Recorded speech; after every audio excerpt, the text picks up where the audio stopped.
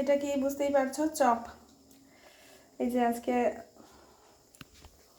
বেশ ওয়েদারটা ভালো, ঠান্ডা ঠান্ডা।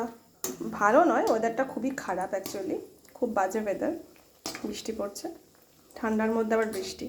যাই হোক, তো যে কারণে ভাবলাম একটু চপ ভাজি, প্রথমবার ট্রাই করছি এটা। আমার এই চপের যে মশলাটা আছে এর মধ্যে হচ্ছে বলতে ভুলে গেছিলাম, ওয়েস্ট বেঙ্গলের বিশ্ববিখ্যাত চপ যেটা আমি আজকে ভাজছি। তা যাই হোক, এটা আমি অ্যাকচুয়ালি ফার্স্ট রাউন্ড ভেজে রেখেছি, তা আরেকবার ভাজতে হবে, তাহলে ব্যাপারটা বেশ মুচমুচে থাকবে অনেকক্ষণ। তো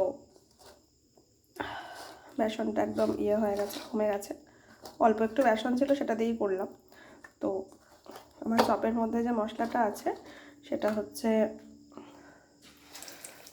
আলু আছে, আলু সেদ্ধ, ফুলকপি আছে, আর জিরে, গোটা জিরে, আদা, লঙ্কা, এই সমস্ত দিয়ে আমি একটু কষিয়ে নিয়েছিলাম আলু সেদ্ধটাকে ভালো করে। দিয়ে এরকম গোল গোল বল তৈরি করে চেপটে দিয়ে তারপরে এই বেসনের সঙ্গে মাখিয়ে এইভাবে ভেজেছি। এর সেকেন্ড রাউন্ড ভাজলে এটা চপটা হয়ে যাবে আর কি, মানে অনেকক্ষণ মুচমুচেও থাকবে, তো খেতে ভালোও লাগবে। সে আমার একটা অলরেডি ট্রাই করা হয়ে গেছে, বেশ ভালো লাগছিলো। যাই হোক, থ্যাংক ইউ সো মাচ, শুভ সন্ধ্যা, ভালো থাকবেন, সুস্থ থাকবেন। আপনারাও পারলে বাড়িতে ট্রাই করবেন, ভালো লাগবে।